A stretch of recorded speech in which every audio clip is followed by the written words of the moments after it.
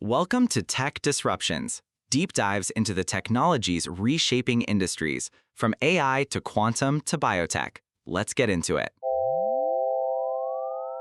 Okay, so forget everything you thought you knew about coding, because the idea that we, as humans, are the sole arbiters of good code or even the primary authors, that's rapidly becoming quaint. Quaint is putting it mildly.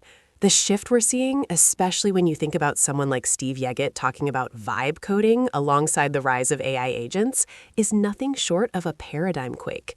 It's not just about better tools, it's about a fundamentally different relationship with the act of creation itself. Exactly.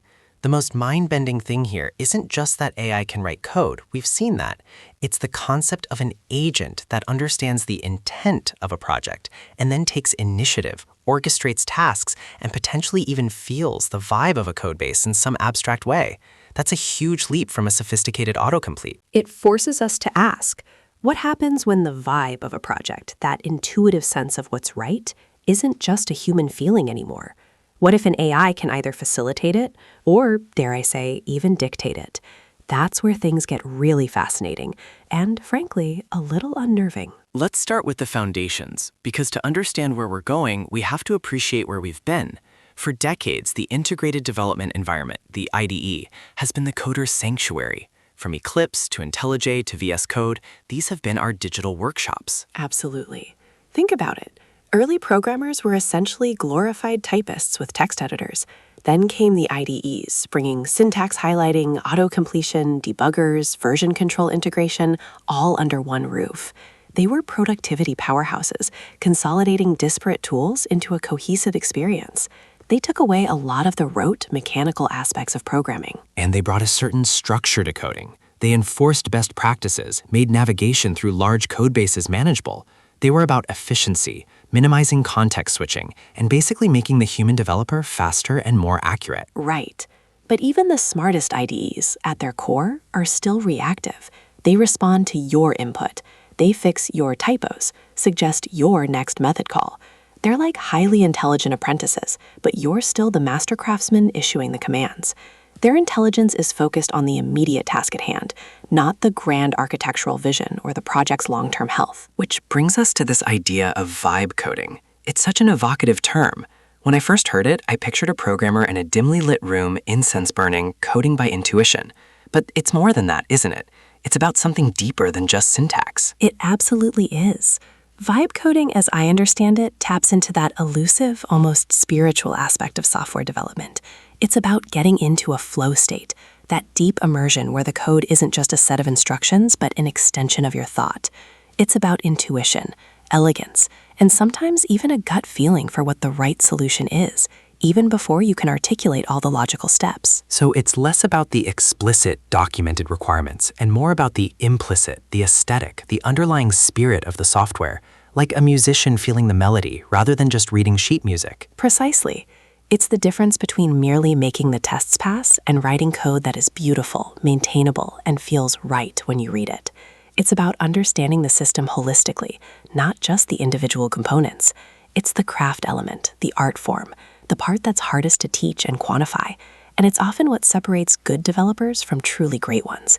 It's the mojo in coding, that subjective sense of quality and alignment. And it's intensely human. It relies on experience, empathy for future developers, and a kind of artistic sensibility that we typically don't associate with machines.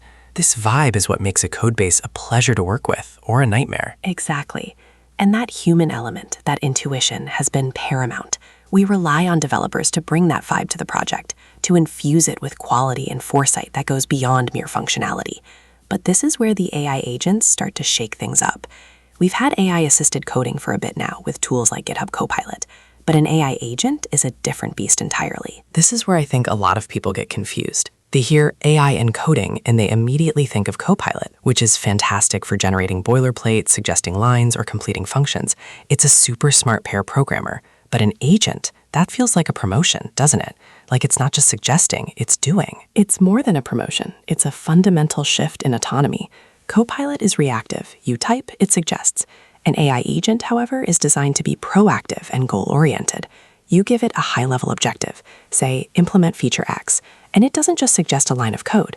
It might break down the problem, write tests, generate multiple code options, evaluate them, run them, debug them, and even integrate them into the existing codebase, all with minimal human oversight. So it's not just generating code snippets, it's managing a workflow. It's understanding the broader context of the project, including the existing architecture and the implicit vibe of the current codebase. That's the ambition. Think of it as having a highly competent project manager, architect, and coding team rolled into one, all operating autonomously towards a defined goal. It interacts with your version control, your CI/CD pipeline, even your issue tracker. It doesn't wait for you to type. It identifies problems, proposes solutions, and executes them. It's moving from a tool that augments human tasks to an entity that handles entire task domains. It's basically a software engineer in a box. That's wild. So if we have these AI agents that can operate with this level of autonomy, breaking down tasks, writing tests, deploying, even debugging, where does vibe coding fit in?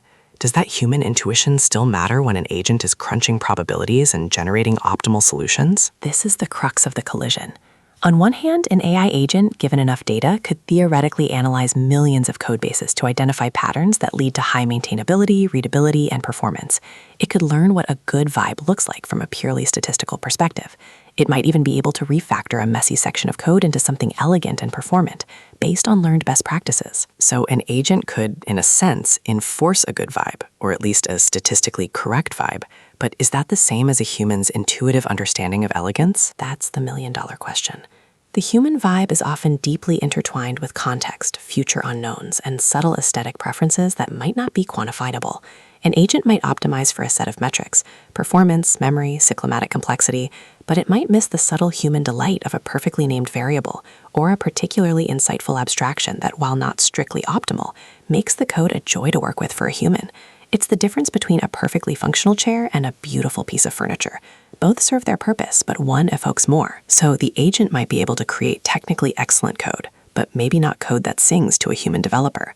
Or conversely, maybe it can learn to make code that sings. And that's where the next wave of innovation comes in, training these agents not just on syntax or functionality, but on human feedback loops that capture that vibe.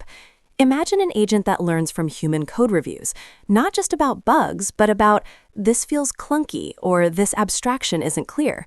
It might start to internalize those subjective qualities, but it will always be a reflection of human input, a statistical approximation of our vibe. This entirely changes the developer workflow. If I'm no longer writing every line, debugging every error, or even planning every microtask, what am I doing? Am I just supervising the agents? Your role shifts dramatically. You move from being the primary coder to being more of an architect, an orchestrator, and a critic. You define the high-level goals, you design the system architecture, and you evaluate the output of the agents. You become less of a hands-on builder and more of a conductor, ensuring the entire orchestra is playing in harmony. So instead of writing a class, I might be writing a prompt for an agent to write a class, then reviewing its output and guiding it through iterations. It's like managing a team of incredibly fast, tireless, and highly skilled junior developers. Exactly. And your focus shifts from the minutia of syntax to the broader picture, the system design, the user experience, the business logic, and critically, ensuring the integrity and coherence of the overall vibe of the project. You're ensuring the agents are building what you intend and that it aligns with the unspoken qualities of the codebase. You're coaching the agents, defining the boundaries, and setting the quality bar. This implies a massive upskilling requirement for developers. We're not just learning new frameworks, we're learning how to manage AI. Prompt engineering becomes a critical skill, but also system design, ethical considerations, and even a deeper understanding of human-computer interaction. Absolutely. The developer of the future isn't just a coder. They're a systems thinker, a prompt artist, a quality assurance expert, and potentially even an AI ethicist. The focus moves higher up the abstraction stack. The grunt work of coding will largely be handled by agents, allowing humans to focus on the truly complex, creative, and strategic problems. This frees up developer brainpower for innovation rather than implementation. So what does this ultimately mean for the future of software engineering? Is the human developer going to be obsolete, or are we just evolving into something new and perhaps even more impactful? I think it's the latter, but not with significant disruption. The role of the developer will splinter. We'll have AI specialists who train and fine-tune these agents, prompt engineers who master the art of communicating with them, and system architects who design the overarching structures that these agents then fill in. The focus shifts from coding lines of text to designing and managing entire autonomous systems. It's almost like the industry is going through another industrial revolution.